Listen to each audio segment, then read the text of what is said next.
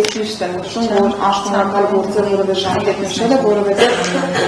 ժամկետի հետ կապված որքան որ Հայաստանի Հանրապետության ամբողջ պրոցեսն ապահովի, այդուհանդերձ եվրոպական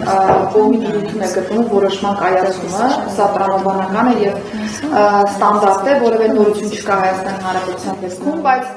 Հայաստանի Հանրապետության կողմից բնականաբար մեծ աշխատանք կա տանելու եւ ես որպես հայկական կողմի գլխավոր բանակցող այս մասով մեջ իմի առջև նաեւ խնդիր ունեմ դրված, որ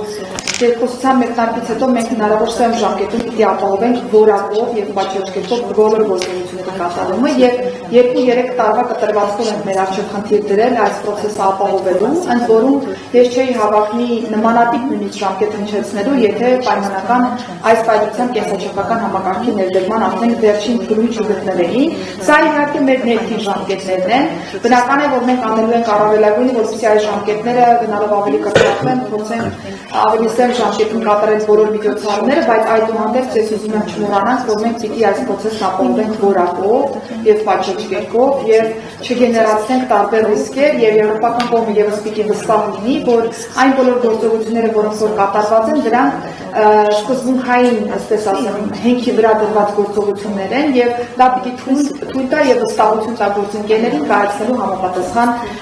որոշումը,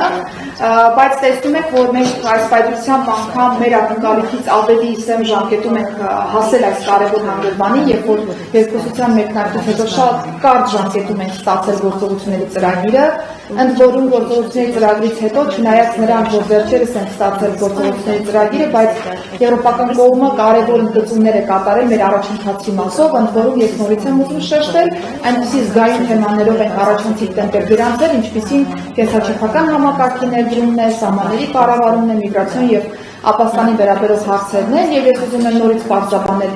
նաեւ մեր քաղաքացիների համար, որ առաջընթացի տեմպեր նշանակում է արել ենք ավելին, քան նույնիսկ ակնկալում էր այս փուլում եւ կարծում եմ այս դրական նոտայով մենք պիտի կրկնակի դարձնենք մեր ջանքերը եւ գնանք հետեւողականորեն բոլոր գործողությունների իրացման ճանապարհով։ Ինչ վերաբերում է արտահոսքին եւ դրա հետ կապված տարբեր ռիսկերին եւ տարբեր քննարկումներին, ես